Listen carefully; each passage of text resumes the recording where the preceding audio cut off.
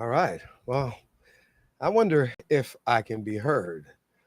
Can I be heard? I wonder. My volume's on over here. Everything looks fine. Everything looks good. Well, let's see if I'm being heard on the other end because I got something special for you all today. I'm going to read from, I think everybody should get a hardback of their own book if you ever write a book. So I'm going to be reading from Dani Mack. And that's what I want to talk about today. It's not really I'm talking, but I'm going to be reading straight here. So if you got anything to share, you want to talk about it or anything after I've read this particular chapter, which is called Last Message. I think it was called The Last Message or Last Message, if I remember correctly. Last Message, just like I said it. So we're just going to do that. So I hope you're ready. And, I hope I'm being heard. Let's see if I'm being heard. Let's do a double check just because this is kind of a new channel and not too many people have it. So we would like to, I know there's not too many people actually watching at all, but that's interesting. You would think, what's going on here? Is this being live? Is this, yeah, this is live. Okay, let's see. Okay, yeah, cool. All right. So we got great sound. It's coming from where I need it from. So let's get started with Dani Mack. First chapter, which is the prologue, called Last Message.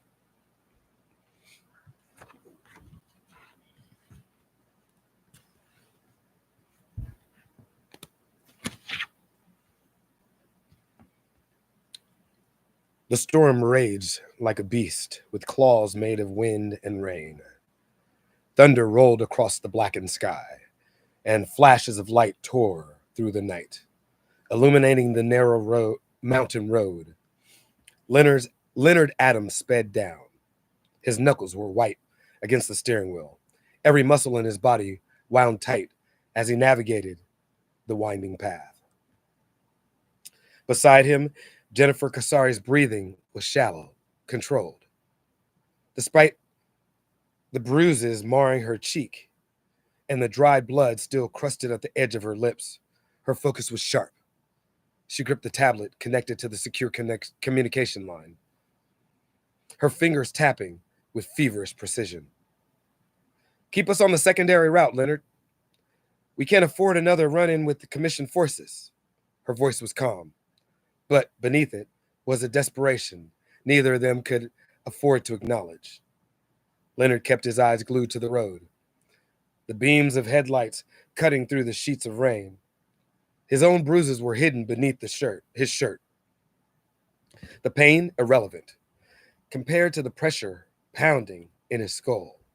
His son's sleeping form in the back seat was his only solace.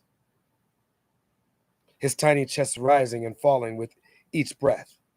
Little Leo had finally succumbed to exhaustion, his innocent dreams disturbed by the terror his parents now faced. We're almost at the cabin, Leonard said, his voice rough with hours of silence and stifled panic. Stroma's tracking algorithm says it's still clear. No signals, no heat signatures. We bought ourselves some time. Time is exactly what we need, Jennifer's eyes darted between the tablet screen and rearview mirror, her gaze landing on Leo before snapping back to her work. But they're catching up, Leonard. We can't keep running forever.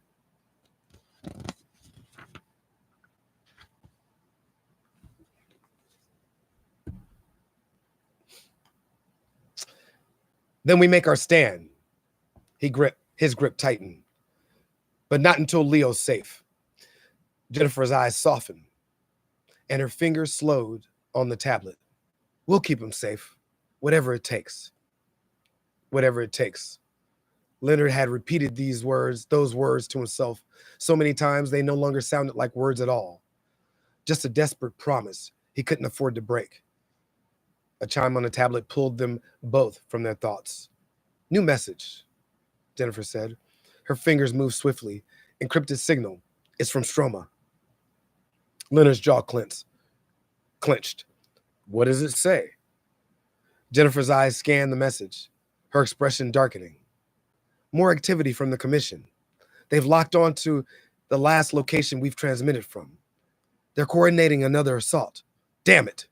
Leonard's voice shook with fury. How the hell are they tracking us so fast? Stroma's doing what it can to block their scanners, but the commission has resources we can't even imagine.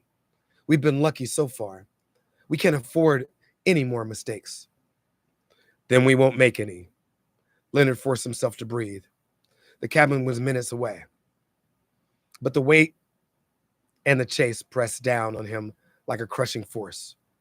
Stroma's plan. Is it ready? Barely. Jennifer glanced at him, eyes gleaming with fear and determination. But it's all we have. We just need to get inside, secure the perimeter, and send the message. And pray to God it reaches him. They crested the hill, the outline of the cabin appearing through the rain, a small, weather-beaten structure buried deep within the woods, surrounded by nothing but trees and a promise of isolation. It wasn't much, but for now, it was their salvation. Leonard pulled the car off the road, killing the lights as they approached. The engine whined, protesting the rough treatment, but finally stilled, and he twisted the key from the ignition. Jennifer, get Leo inside. I'll secure the perimeter. Jennifer, get Leo inside. I'll secure the perimeter. Leo's voice had dropped to the sharp, commanding tone I haven't done this in a while, and I have a thing about reading in front of people. I don't know what it is, but we're going to keep going anyway. Jennifer, get Leo inside. I'll secure the perimeter. Leo's voice had dropped to the sharp, commanding tone he perfected during his military days. But those days were over. His enemies now were more powerful, more relentless than anything he ever faced. He faced before. Jennifer nodded, unbuckling Leo's seatbelt and cradling the boy under her chest. Be careful. Leonard stepped out into the rain, his body already soaked within seconds. He didn't dare. The cabin's defense grid powered on with a low hum, courtesy of Stroma's enhanced architecture. He made his rounds, ensuring every sensor was active, but every backup grid ready to trigger at a moment's notice. By the time he returned to the cabin, his entire body was trembling from the cold, but Jennifer's frantic typing pulled him from his discomfort. Message is prepped, she said. The uplink is shaky, but it should be enough to send what we need. Is Leo okay? Leonard asked, his eyes flickering to the small cot where their son was sleeping peacefully. He's fine, Jennifer whispered, her voice shaking. For now. They exchanged a look, and Leonard crossed the room to rest a hand on her shoulder. The truth hung between them, unspoken but undeniable. There was a way to be sure Leo was safe. Not while the commission still hunted them. What did Stroma say about our location? Leo asked, his voice low and rough.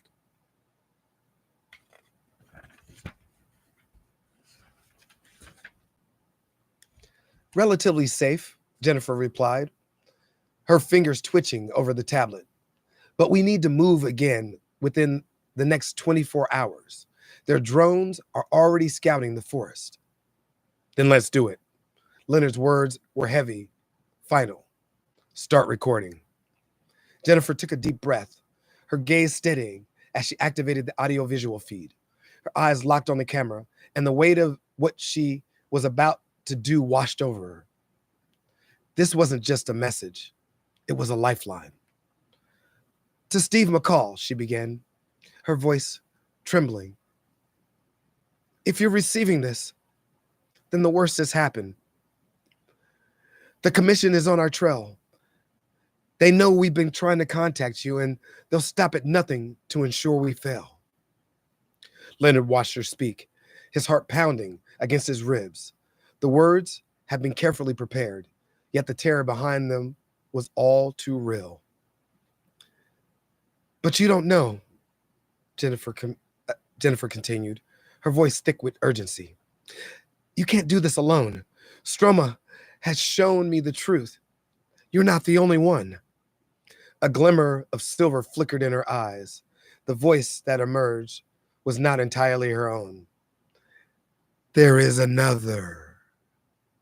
Leonard's gaze snapped to her, his breathing catching.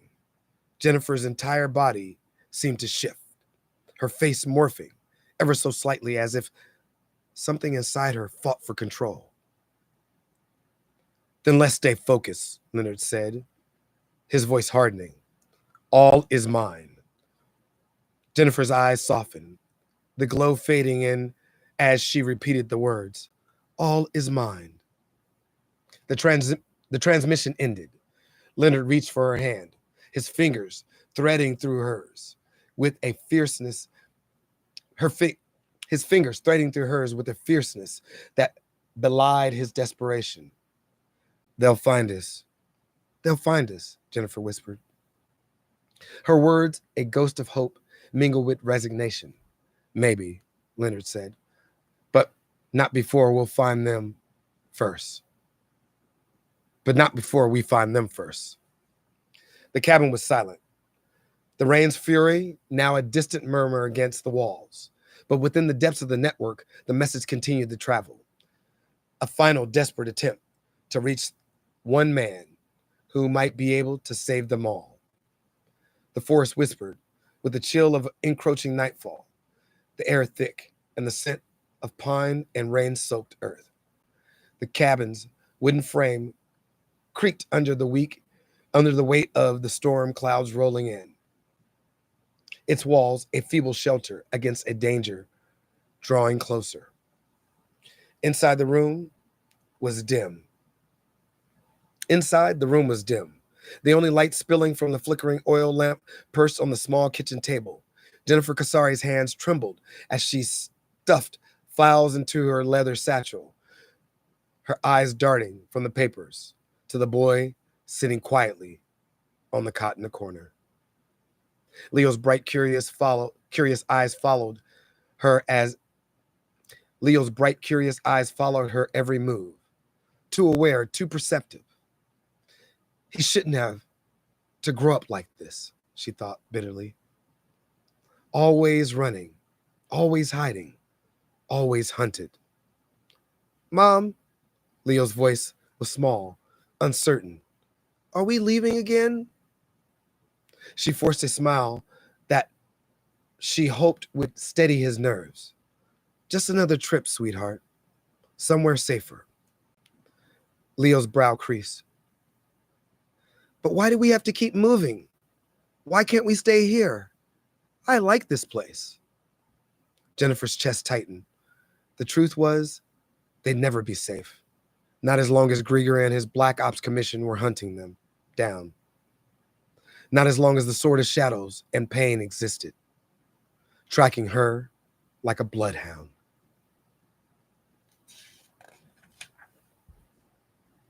Because the world is big and beautiful. Because the world is big and beautiful. And I want you to see as much as possible, Jennifer replied, her voice trembling slightly. But to do that, we have to stay one step ahead of the bad people. She glanced up as Leonard Adams stormed through the front door, his rugged frame soaked from the rain and his eyes blazing with urgency. He closed the door behind them, locking each of the 3 deadbolts they had installed. We have to go now, he said, his voice low but firm. They found us. Jennifer's fingers fumbled with the last of the documents, her chest tightening. How close? Too close. They were 5 miles out and closing in when I left the perimeter scanners. Some of them are circling to cut off any exit routes. Leonard's gaze shifted to Leo, his expression softening momentarily. Hey, buddy, how about we take a little adventure, huh? Just you and me and Mom. Somewhere cool. Somewhere even better than here. Leo's face lit up. his boyish grin surfacing like a beam of light in the darkness. Are there mountains? Sure are, Leonard replied, his tone gentle. Mountains, rivers, forests, and if you're lucky, we might even see some wolves. Jennifer threw him a look, eyebrows raised. Wolves? Leonard shrugged. Hey, every adventure needs a little danger. Careful. That's exactly what we're trying to avoid. She closed the satchel and slipped the strap over her shoulder. The car's ready. Park 2 clicks west, where the trees are thickest. We need to move now, before... The car's ready? She says this. I read my own writing wrong there. The car's ready? Park 2 clicks west, where the trees are thickest. We need to move now, before they close the gap. They packed hastily, every motion laced with the kind of efficiency only desperation could teach. Jennifer's eyes flicked toward the single rusty knife they had shoved into her coat pocket. Useless against anything was coming, but comforting nonetheless. They exited the cabin through the back door, Leonard leading the way, and Leo's small hand clasped in his own. Jennifer followed, her eyes scanning the shadowed woods with paranoid intensity. She could feel them closing in. The blade, Grieer's godforsaken stolen sword, wouldn't stop hunting her until it was wouldn't stop hunting her until it either destroyed or found her. They moved through the dense foliage, the darkness swallowing them. With each buried step, leaves crunched between their... They moved through the dense foliage, the darkness swallowing them. With each hurried step, leaves crunched beneath their feet, the only sound breaking the intense silence. Even Leo seemed to sense the gravity of their flight, his usual chatter replaced by quiet, nervous glances. Leonard halted abruptly, his eyes narrowing as he pointed through the break in the trees.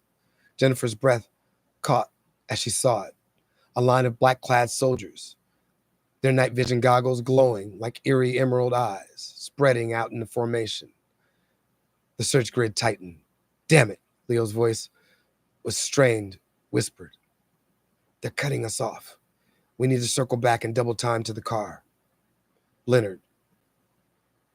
Jennifer's voice had tightened. Jennifer's voice was tight, the weight of the moment sinking in like ice in her chest. It's not just them. The sword is tracking me. Whatever Grieer did, whatever he's become, it's somehow linked to me. Leonard's eyes gazed toward her, his expression unreadable.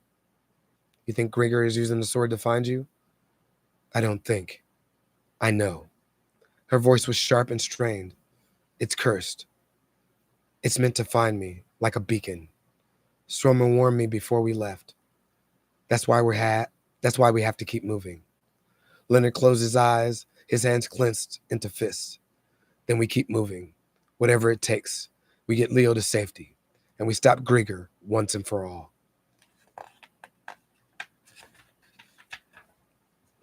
They pushed forward, their strides lengthening with determination. Finally, after what felt like hours of wading through darkness and underbrush, the outline of the Jeep came into view.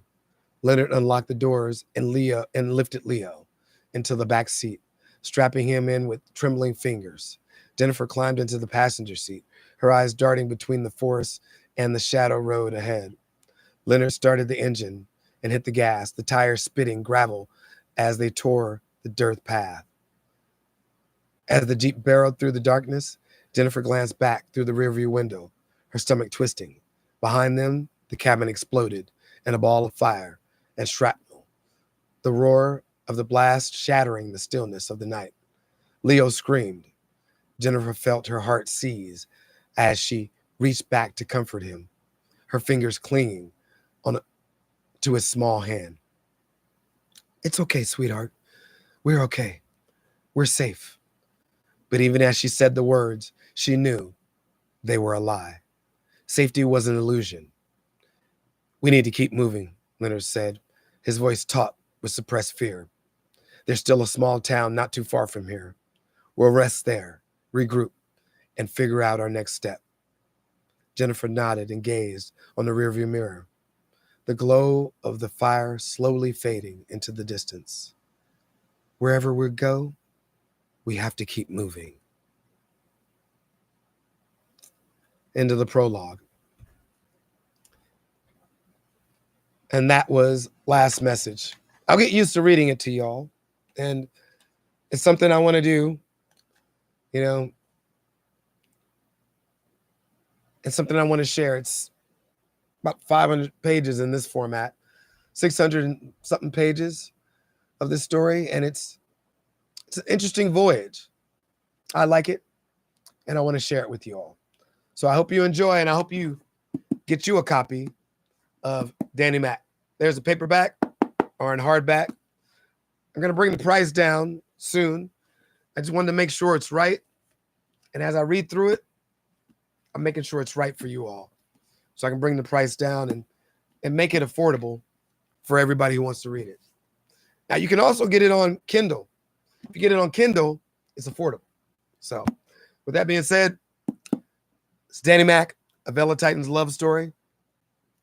You're going to learn more about what happens when Steve McCall gets the message later on in this book. For now, that was just to let you know what's going on in the Doc Reo universe and what's going on in Veil of Titans. I hope you enjoyed. If you'd like to know more, stop by docreouniverse.com. Don't forget to like and subscribe. And don't forget to comment. Tell me what you think. Tell me what you don't like. Tell me what you like. And I'll see you soon. This is Doc. Peace. I'm out of here. Stay chill. And remember, all is mine.